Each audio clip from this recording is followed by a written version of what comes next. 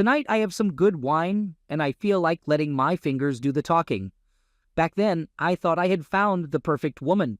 We met during our last year of college at a party, and we instantly clicked. She was a stunning blonde with a beautiful tan, and she could have been a model, like someone similar to Kate Upton. She had all these amazing qualities. She was kind, compassionate, a good listener, and had an active social life with lots of friends. Our friend groups merged seamlessly over the 3 years we knew each other, and some of our friends even started dating each other. Those were some of the best times of my life. I was pursuing a post-grad degree in finance, while she had a degree in contractual law. We both ended up being successful in our respective fields, but let me tell you, I wasn't too shabby in the looks department either. I'm 5'11" and weighed around 190 pounds. I enjoyed going to the gym and staying fit. I may not have been a super athlete, but let's just say I had a good physique. However, despite my appearance, I was always pretty shy and hadn't been in many relationships before meeting her. We were completely smitten the first time we met. We spent the entire night talking and couldn't get enough of each other. From there, we started texting, talking on the phone every day, and going on weekly dates. About a year later, when I got my new job, she moved in with me. Her family was amazing, and I got along especially well with her mother, although her father was a bit distant with everyone. It was a whirlwind romance, filled with incredible overseas vacations, hiking adventures, and luxurious trips. After 2.5 incredibly happy years, I decided to propose to her. And guess what? She said, yes. I was on cloud 9.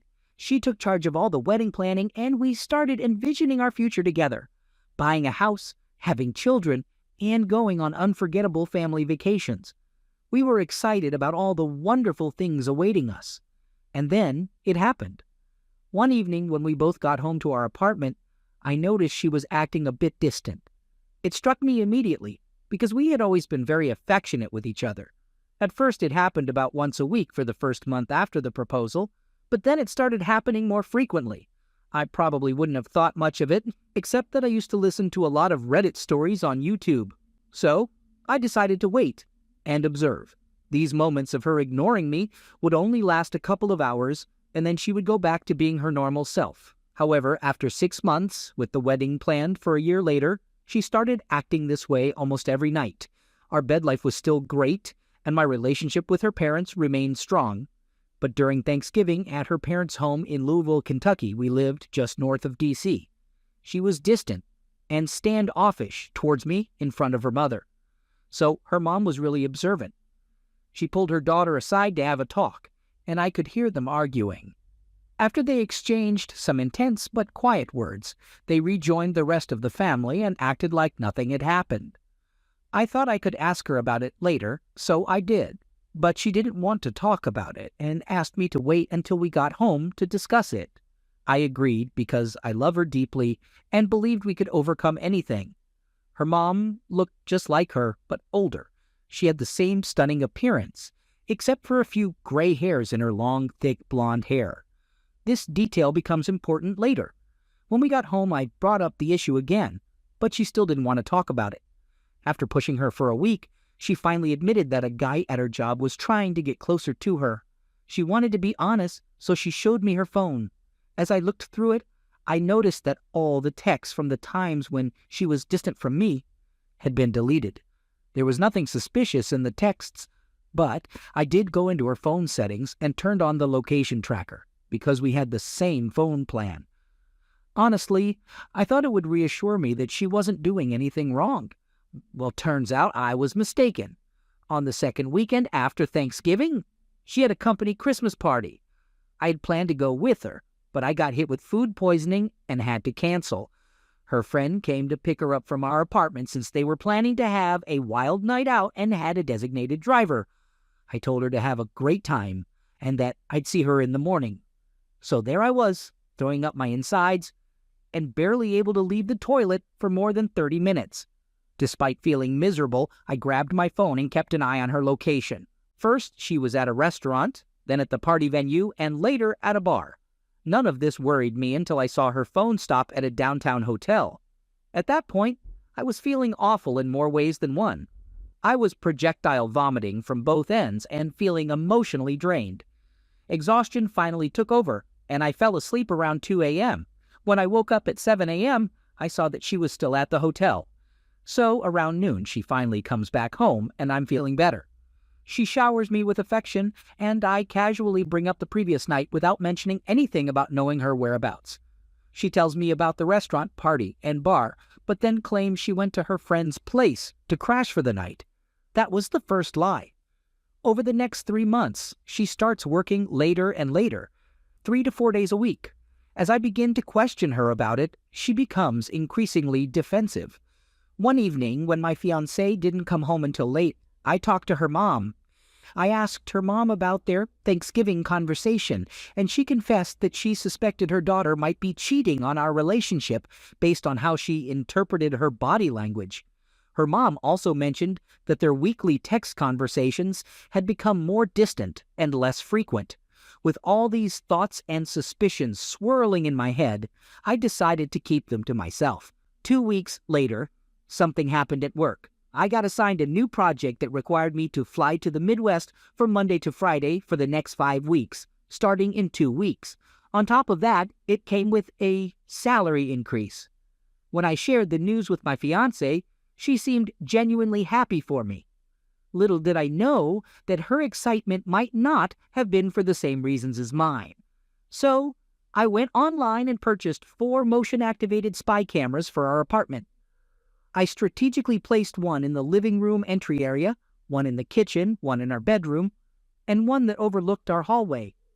These cameras were really small and connected to a hidden internet network so they couldn't be detected on our regular Wi-Fi network. I made sure to set up a password to secure the cameras, and then I just waited, keeping a watchful eye. During my first week away, she had her girlfriends over for 2 nights and never had to work late. However, on the 3rd night, a guy came over, and that made me furious. I was sitting in my hotel room, screaming at the screen and using every possible insult against her. They ended up going all the way, first on the couch and then in our bed. She contorted herself in ways I didn't even know were possible. The worst part was when I called her while watching them in action. She heard her phone ringing, signaled him to pause, and answered the call. I asked why she was out of breath, and she said she was at the gym working out. As soon as the call ended, she went right back to doing the dirty. When I finally returned home on Friday evening, I ignored her and went straight to bed. Early on Saturday, I woke up and went cycling without even realizing how far I was going. I was so upset that I ended up biking over 50 miles from our apartment. My longest ride before that was only 30 miles, but that day I managed to go 105.6 miles. When I returned, completely exhausted, I took a shower.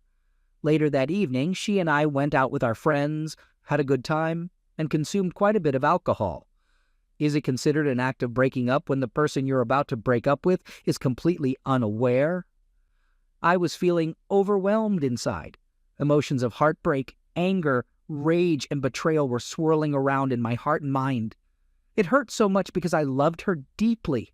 It was hard to believe that she, who used to be so attentive, seemed completely unaware of what I was going through. Finally, I opened up to one of our mutual friends, and he revealed that they all knew about the situation for months. I was shocked to hear that they had been aware, yet nobody bothered to say a single word to me. That's why they gradually stopped inviting us to hang out with them. Looking back, I realized that about 3 months earlier, the invitations became fewer and fewer for me. So I decided to make an effort to win her back. The following weekend, I planned an entire weekend filled with spoiling her in every possible way. We went out for fancy dinners, indulged in pampering, massages, and heartfelt conversations about our future plans and my deep love for her.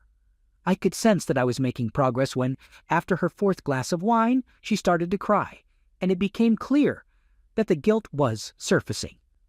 I asked her what was bothering her, but every time she tried to speak, she would get choked up. So I reassured her that if there was something in her past or a conflict in her mind that she needed to discuss, I was more than willing to listen, and if forgiveness was necessary, I was ready to forgive and move forward. However, the only words she managed to say were how much she loved me. It was painful to hear that from her, especially because I had 4 separate videos of her and the other guy having closeness in our apartment. During the following 8 weeks of my trips to the Midwest, which ended up lasting for 10 weeks in total, I recorded over 41 hours of her being close with the person I later found out was her coworker. Interestingly, she never had to work late once while I was away. I made an effort every weekend to be extra attentive, but with each passing week, she became more and more distant. After witnessing this for 8 weeks, I reached my breaking point and came up with a 12-step plan to break free. The first step was to gather evidence of her behavior. Then I needed to get her out of the way to execute my plan, so I came up with the idea of a 2-week getaway trip for us to an all-inclusive resort in Barbados. She was thrilled about it. However, a week before the trip, I claimed that I couldn't go and suggested she take a friend instead. I knew it was over when she showed no disappointment in my cancellation. Little did she know, I had already arranged for her coworker to accompany her on the trip. Next, I needed to terminate our apartment lease, which conveniently expired 3 days into her trip. Since I was the sole signer on the lease, it was within my control. Additionally, I had to find a job in another town. Luckily, the company I had been assisting in the Midwest offered me a job with a slight salary increase. Finally, I had to find a new place to live, which I managed to secure in the aforementioned location. When she's gone, here's what I plan to do. Take her to the airport and return home to pack all her belongings on the same day. On Saturday, get a new phone number, change my phone and email, cancel all social media accounts. On Monday, completely separate our finances by withdrawing all money from our joint accounts, closing them, and putting her share in an envelope packed with her things. Also on Monday, arrange for movers to pack up all my belongings and have them shipped out west. I would take all her belongings to her mother's house, which was about 600 miles away. Thankfully, everything she owned fit in the back and bed of my F-250 crew cab. From Tuesday to Saturday, I would give the evidence to her mother and start my new life. I wanted to make sure I didn't do anything illegal, so I made sure nothing of hers went missing. It was incredibly difficult to pack up all her things neatly, and I've never cried so hard in my life. I've read countless stories on Reddit about significant others promising to change after being caught, but they never really do. My hope was that she would genuinely confess so we could forgive and move forward, but she never did. She came close on 2 occasions, but her secret was too difficult for her to reveal. On Tuesday morning, I left our apartment north of D.C. for the final time. It took me 10 hours to reach her mom's house. What happened when I arrived at her mom's house caught me off guard. I got to her mom's house around 8 in the evening. Since I showed up without prior notice, I thought it would surprise her. Since they lived in a gated community, I had to buzz her house from the front gate. As I drove up, she was waiting for me outside. As soon as I approached her, I could see that she had been crying. I asked her what was wrong, and she hugged me while sobbing. She told me that she suspected her husband was cheating on her with a younger, slimmer, and more attractive woman. I was completely stunned and just held her for about 10 minutes. Her tears and runny nose soaked my right shoulder. Once she finally composed herself, I asked if we could go inside and talk. We went in, and I inquired about her husband's whereabouts. She mentioned that he claimed to be going fishing with his friends at a remote cabin an hour away. Then she added, "He hates fishing." She shared all the signs she had picked up on, and it seemed like it had been going on for about a year. So we did a bit of research and found a credit card charge for a luxurious 5-star hotel that was only 20 minutes away. A call later confirmed that her husband was indeed there, having a 4-night rendezvous with his mistress. 2 peas in a pod, I said. She responded with confusion, and I repeated, 2 peas in a pod. I explained that her husband was cheating on her and our daughter was cheating on me. That's why I came here to drop off her belongings and move out. I showed her the evidence I had compiled in a binder, with screen captures of everything. After flipping through the first few pages of the evidence, she looked at me in disbelief. We embraced each other and cried for a solid 30 minutes. Then she told me to stop crying and suggested that we drown our sorrows by drinking 3 bottles of Moscato and fooling around in every room of the house. She grabbed 2 wine glasses and a bottle of Moscato wine and headed out to their private pool deck. She asked me if I was joining her out there or if I wanted to seek some revenge. Now, I won't go into too much detail because I don't want to get too explicit. But that night, and for the following 3 days, we had love nonstop. I explored every part of her beautiful body, and we must have reached climax together at least 25 times during that period. Once those days came to an end, we bid a passionate farewell, and I drove off to my new destination. She kept me updated on everything that happened when my now ex-fiancé returned. The day my fiancé returned was unforgettable. I had canceled my phone that morning, so when she landed and tried to call for a ride, it showed that the phone was disconnected. It turned out she had her lover give her a ride home. He dropped her off and left. When she arrived at the door, a couple she didn't recognize, new tenants, answered, and she freaked out. She made numerous attempts to call me, but since my number was no longer active, she couldn't reach me. She ended up staying with her girlfriends for a while, as her coworker was already married. In her panic, she called her mom, who informed her that I had come down and delivered all her belongings, including her money, which was now 600 miles away. Her mom didn't mention that she had been close with me more in 3 days than my fiancé and I had been in the last 6 months. However, she did reveal that she knew about her cheating on me and that I had found a new job, a new place to live, and a new career far away from her and our so-called friends. Her mother also mentioned that she was separating from her father due to infidelity. It seems she cried for days and even took a week off from work, but unfortunately, she sought solace in the arms of her married lover. Her mom never disclosed my whereabouts to her. I had completely severed ties with that chapter of my life. The only connection I still had to that past was through my fiancé's mom, and she has kept our secret to this day. My fiancé was ghosted big time. Update. When it comes to the timing of the events that allowed me to leave her, a lot of it was incredibly fortunate. The lease ending, finding a job, and the phone plan coming to an end all happened at the right moment. If any of these things had been different, the outcome could have been very different as well. Now, let's talk about what happened afterwards. My ex-fiancé's mother and I stayed in touch for several months because we both experienced the loss of our relationships and sought a sort of revenge against our significant others. However, neither of our respective partners found out about what had transpired between my ex-fiancé's mother and me. After 7 months in my new location, my ex-fiancé's mother eventually came to visit me. But I want to clarify that, much to the disappointment of many of you, we only talked. We both felt regret for what had happened between us, recognizing that it was a result of the past and the intensity of the moment, many intense moments, to be exact. She mentioned that her daughter knew she knew my whereabouts and was very upset that she wouldn't reveal my location. She asked if she could tell my ex-fiancé where I was and provide her with a way to contact me. However, I requested that she refrain from informing her because I had moved on to my new life.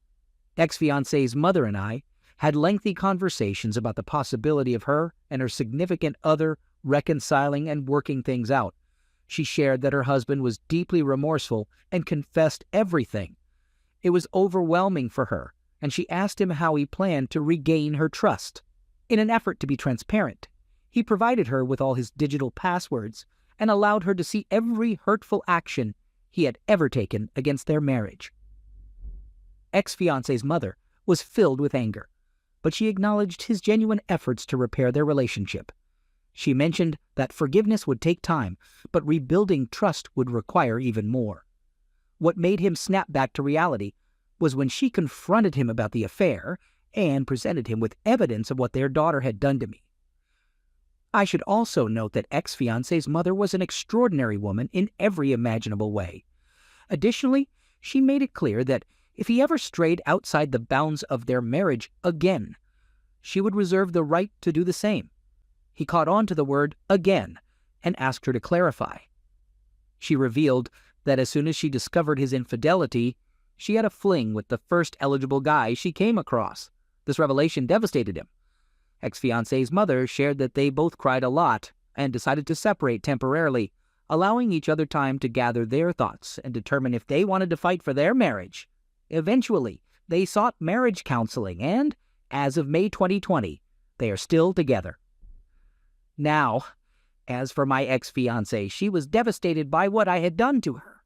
When she finally went to her parents' place to collect her belongings, she was confronted with evidence of the affair, which left her extremely embarrassed. Ex-fiancée's mother had to edit the binder, removing inappropriate pictures to spare her father from seeing them. Nevertheless, my ex was crushed. It wasn't until months later that she discovered her mother had my contact information. She begged her mother for it, causing significant strain in their relationship. However, her mother also warned her that if she attempted to find me or contact me, I would release all the evidence permanently on the internet.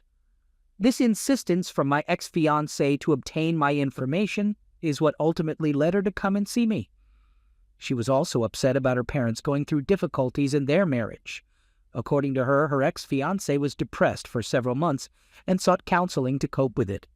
As soon as she returned from her parents' place in Louisville, Kentucky, she ended the affair with her co-worker and started looking for a new job. Recently, in December 2019, I learned that she got married and now has 2 beautiful twin daughters with a good man. According to her mother, she still resides in the D.C. area and works from home, thoroughly enjoying her new life. I'm glad she was able to turn things around and find happiness again. I recently decided to get rid of all the incriminating evidence I had on my ex-fiancée because I didn't want to be the type of person who holds someone hostage for the rest of their life.